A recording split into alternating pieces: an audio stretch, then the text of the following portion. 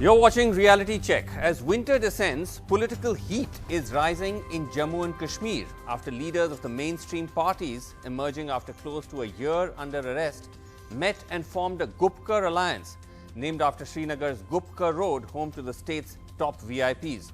They've asked for the rollback of Article 370 and have adopted the state flag of Jammu and Kashmir as their symbol. Remember, now under Article 370, Jammu and Kashmir could fly its own flag along with the national flag. That practice was stopped when Article 370 was scrapped. In response, today the BJP and its supporters took out what they billed as a Tiranga Yatra in Jammu and Kashmir.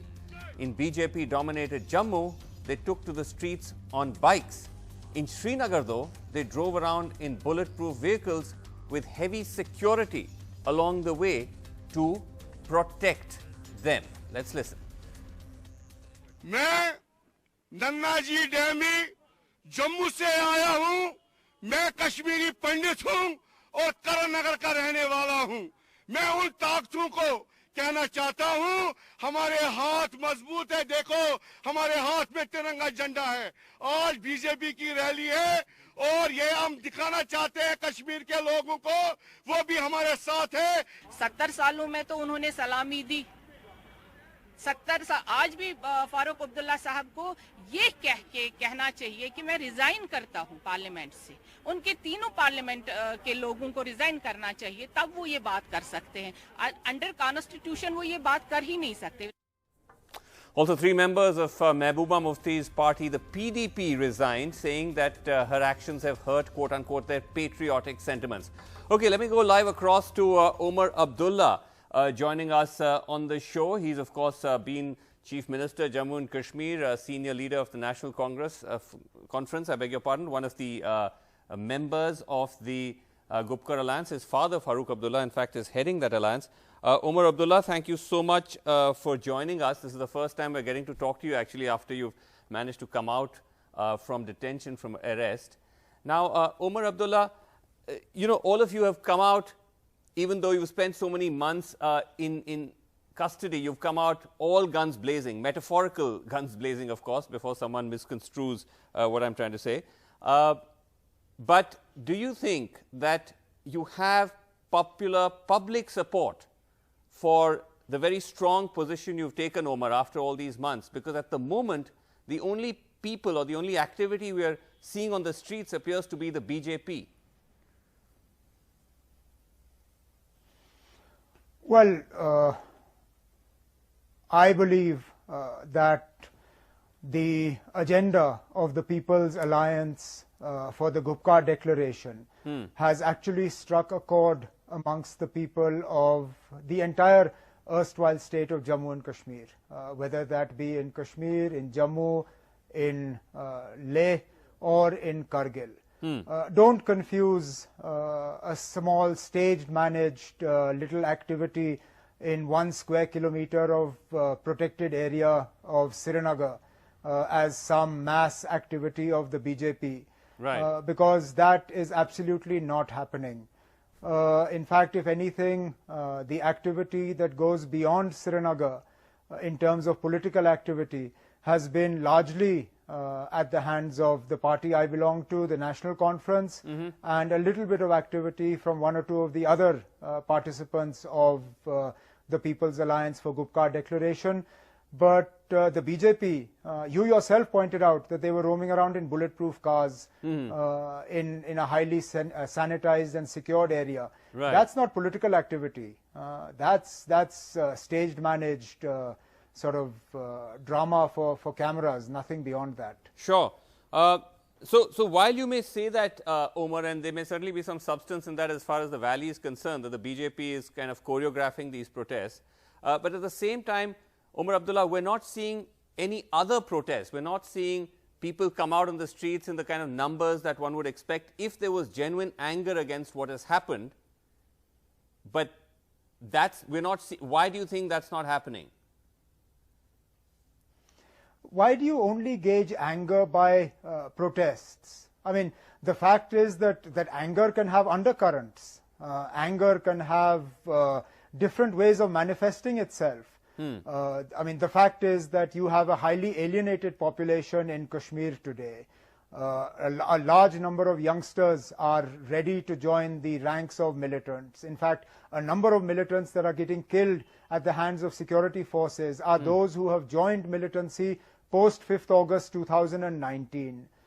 The fact that parties like the BJP and other central sponsored parties are unable to conduct any political activity whatsoever is another manifestation of this popular anger or the popular resentment against what was done to Jammu and Kashmir on the 5th of August last year. You know, the problem is questions like this and sentiment like that you're not seeing protests is somehow seen as an incentive for people to come out. You know how protests are dealt with here. You've seen it in the past, in 2016, in 2010, in 2008. Right. I think you should compliment the people that even though they are angry, even though they are bitter, even though they are resentful of what happened last year in August, they have not given vent to their feelings and come out on the streets and given the security forces a reason to use excessive force against them.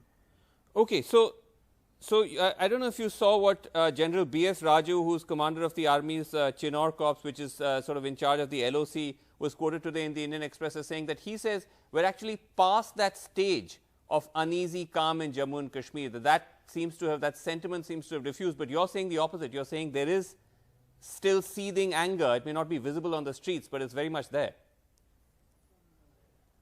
Well, it is very much there. And I'm sorry, I would rather gauge actions than words, because words are cheap.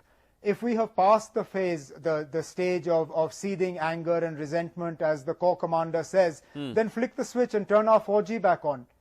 You can't have it both ways. You can't deprive the people of Jammu and Kashmir of 4G connectivity, of high-speed mobile internet, and then turn around and say, well, actually, everything is absolutely fine, it's calm, we've turned the corner, everything is normal. If everything is normal, I dare you to flick that switch tomorrow. Then I'll believe you. Then I'll say, yes, possibly there's some weight in what you're saying. Otherwise, these are just hollow words, and they mean nothing to us. Okay, but Omar, let me ask you this, that while you might argue that don't gauge public anger, public mood by protests on the streets, the fact is that all of you have taken a very strong position, a political position, because you're mainstream political parties. How would you hope to achieve that unless you're able to demonstrate that there is considerable support for this? Or what is the other way of then otherwise turning things back? Don't worry, we will over time. Our alliance, as the formal sort of shape to our alliance, is hardly days old. We've already said that we are going to travel to Jammu next. We are going to start interacting with the people of Jammu so that we can remove this misgiving, because there has been a concerted attempt by the BJP and some of its pet media channels and Twitter handles and others to paint this People's Alliance for Gupkar Declaration as some sort of Kashmiri Muslim specific agenda that has no resonance in Jammu or anywhere else in erstwhile Jammu and Kashmir. And that's why we are taking our first meeting now to Jammu. We hope to interact with people there, remove the misgivings that people have there, and make it very clear that what we are talking about is not specific to any particular region, it's not specific to any particular religion, it's not specific to any particular political party or ideology. What we are talking about is for the entire state, erstwhile state of Jammu and Kashmir. And it's not just a political fight, it's a legal fight. It's a fight for the constitution. What was taken away from the people of Jammu and Kashmir was enshrined in the Constitution of India. A party manifesto was allowed to trump the Constitution of India, which cannot be right by any yardstick you choose to measure it against. And that's why our fight, yes, our fight is political, our fight is legal, our fight is to restore the sanctity of the Constitution of India and to restore India's federal structure. That's what was done to Jammu and Kashmir in August 2019 went against the very basis of India's federalism. Okay, strong words, Omar Abdullah, but what would you say to those who might say that, look, there could be a considerable popular anger against the abrogation of 370 and so on, but that people have by and large lost faith with all of you mainstream parties because you threw in your lot with the Indian political mainstream and that didn't come through, that this has led to this betrayal, and that in a sense all of you are now part of this somewhat isolated bubble, as the Gupkar gang, as the BJP and its affiliated channels call you, and that mainstream politics, as you've been practicing it for And all these years, is dead. You're basing that on what? No, you're basing that on what? A handful of columns? I'm asking. I'm not saying I'm saying that this is a fact. I'm simply asking. I told you. I told you right in the beginning that I believe sincerely that the agenda that the People's Alliance for the Gupkar Declaration has come forward with is an agenda that has struck a chord, which is why you see the BJP reacting as forcefully as it has to undermine us or to discredit us, because they realize that we have actually been able to strike a chord with people. The same people who until yesterday were saying that the mainstream is dead are today sitting up and taking notice of parties like mine, parties like the PDP, all the other constituents of this People's Alliance. Last question, Omar. Are you worried that, quite apart from what the BJP might be doing in terms of political activity in the valley, that they're going to use the sort of statements you've made, all of you have made in Jammu and Kashmir for political leverage outside? We've already seen the references to Article 370 in the Prime Minister's speech in the Bihar campaign. I was watching, all the other usual suspect channels tonight, all going hammer and tongs with this whole business of, Gupkar gang is back, tukre, the usual stuff. Are you worried that the stance or the positions you're taking in Jammu and Kashmir becomes an opportunity for the usual kind of polarization of politics outside? No, I'm not worried, because the BJP will polarize regardless of what we do. The BJP doesn't need us to polarize. They have polarized since they came into existence, and they will polarize regardless of what we say. So that doesn't worry me. Okay. What does worry me is when seemingly intelligent people buy into this propaganda. And again, I want to make this point. Our fight is not against India. What we are asking for is not outside of the four walls of the Constitution. Sure. Our fight is with the BJP. I don't understand how the BJP has been equated with India. India is not the BJP and the BJP is not India. And therefore, I beg to disagree with those who somehow seem to have convinced others that what we are talking about is somehow anti-national or anti-India. As I said right in the beginning, our fight is to restore the sanctity of the Constitution. Okay. What Jammu and Kashmir lost last year had been enshrined in the Constitution, right, given to us by the Constituent Assembly, made up by the founding fathers of this country. We are fighting to restore the federal character of India, India's federal structure. That is what we are fighting for. The day somebody can convince me that this is anti-India, that India's constitution and India's federalism is actually anti-India, is the day I'll put my hands up and surrender. But until then, I'm not ready to do that. All right, strong words. Thank you very much, Omar Abdullah, for joining us. Thanks very much indeed.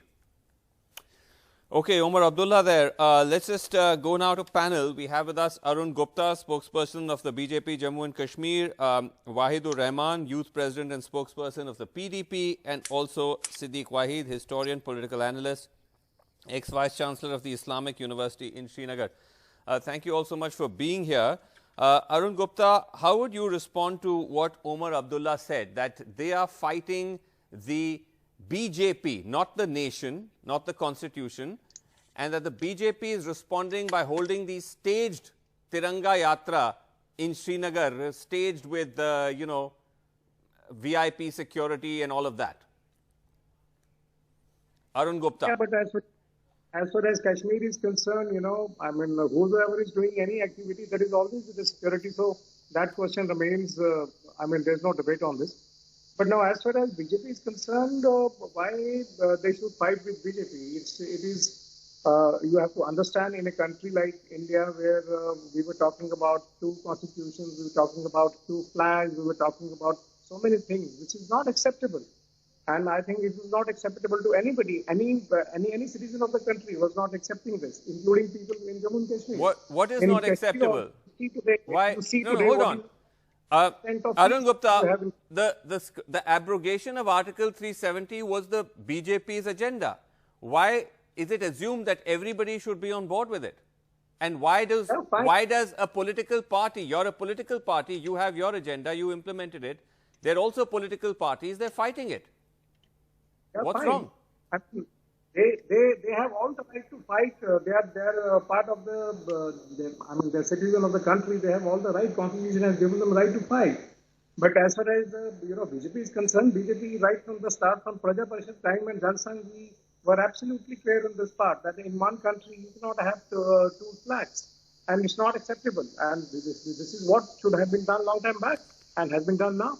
But two flags is not the issue. The point is that making such a dramatic move as you did of scrapping Article 370, reducing Jammu and Kashmir to the status of a union territory, incarcerating dozens of leaders, these were very big steps, and some would say very serious steps, which you claimed was done to bring some kind of change in the state.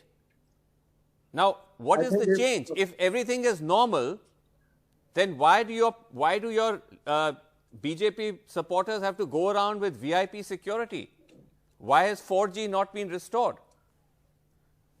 No, but in case we are talking about 370, I think you will agree with me, this was otherwise a temporary provision in the Constitution.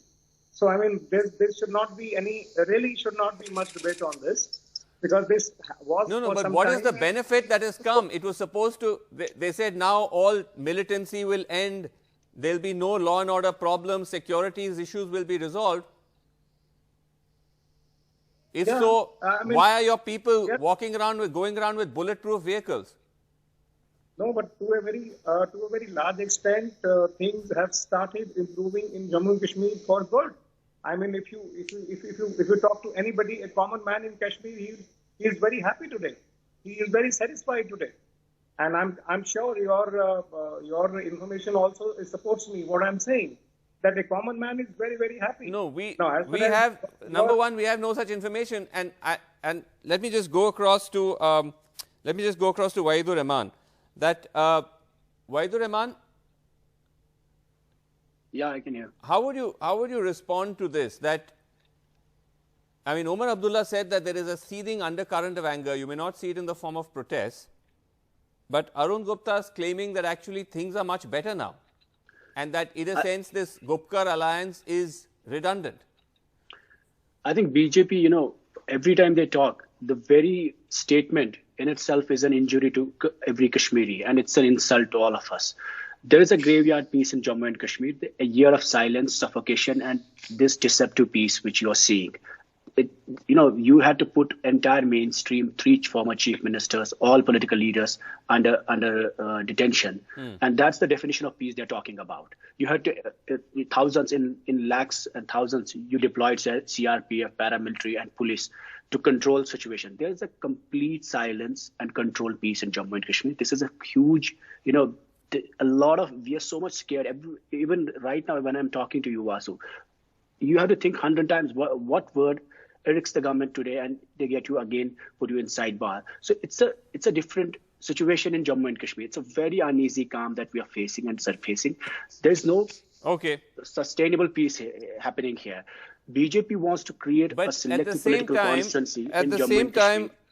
At the same time, Wahidur Rahman, 3 of your PDP members resigned today, saying they actually seem to agree with the BJP that what the position taken by Mehbooba Mufti is anti-patriotic. Because that's how the BJP's entire PR and propaganda mill works. What Mehbooba ji started with her press conference was that she very clearly said that this country should be governed by the Constitution of India, not by a political manifesto of a political party. Unfortunately, what's happening in India today is that... But hold on, to interrupt, I'm talking about the 3 members of the PDP who resigned. You can't blame the BJP propaganda for that. Because there is an entire campaign in Jammu, which there are protests started. Our office has been 3 times attacked. Our people and workers in Jammu are feeling vulnerable. They're hostile, and their families are being, constantly threatened. There are entire online campaigns going on to threaten our workers. That's why they resigned. We are okay if they resign to protect their lives. If they want to distance with us, we are absolutely fine. So you're saying it's out of fear and coercion.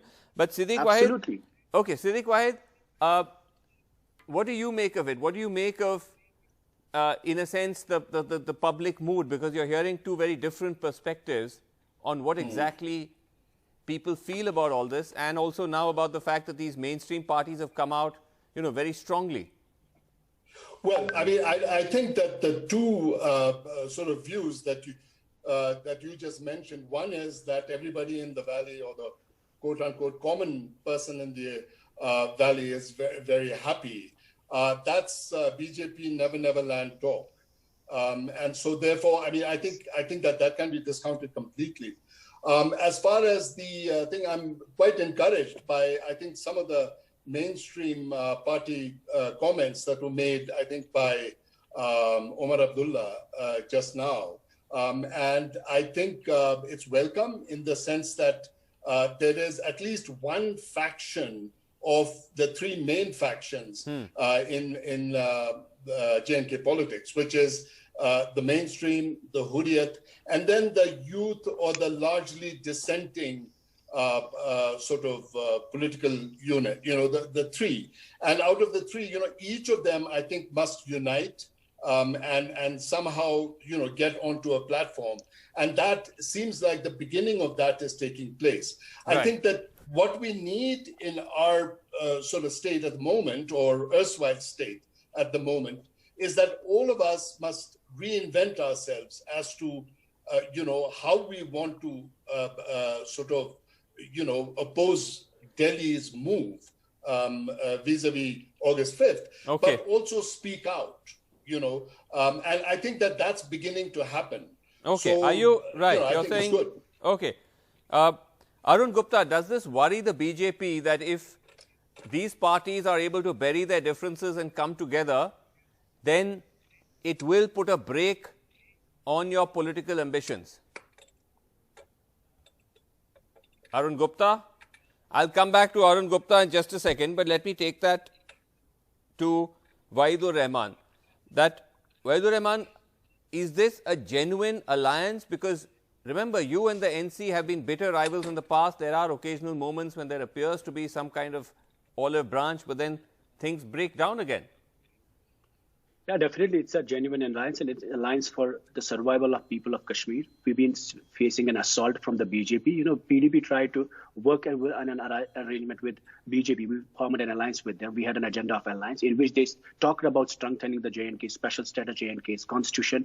They talked about everything that was, PDP's core policy, even engagement with Hurriyat, talks and dialogue process. But then you saw that how BJP skipped from the alliance. So that tells you the intention of BJP. There is an assault on the people of Kashmir. They have divided, they built a narrative of Jammu, Kashmir, Ladakh, Muslims, Buddhists, and now they were again seeing this unity as a biggest threat to their political ambitions. Let me just get a last word in from Arun Gupta on that. Arun Gupta, the question I asked you, but we lost you for a second. Does this unity PDP national conference, does it worry you? Not at all. This is an alliance of convenience, probably. They have nothing much to say to the public, and that's how they have combined together. As far as we are concerned, it doesn't matter. You allied with the PDP as well. I would say that was also an alliance of convenience. But if you're so confident, no, you have to answer. Arun Gupta, if you're so confident, why not hold elections? Why try to do politics under this barrel of a gun business? Why not hold elections? But then we are not stopping elections. I mean, elections have to happen when they are due. It will happen. But as elections are long overdue, my friend. We are not stopping elections, are we? Who else is? No, we are not. I mean, it's the Election Commission of India which has to do. I mean, we don't tell them when to do, when not to do. And they'll do. As and when they have to, But as far as BJP is concerned, they have no role. No, Vasu, the situation is conducive for holding parliament elections, some, panchayat elections, BDC elections, not for assembly elections, because it gives the legislative powers to the people of Kashmir. They want to keep the Muslim majority, region in this state, disenfranchise the people of Kashmir from the legislative powers. That's the whole idea of having, no elections in this place. So, I think that's very clear. Let's see how this plays out. But thank you very much indeed for joining me on Reality Check. Thanks so much for watching. Good night.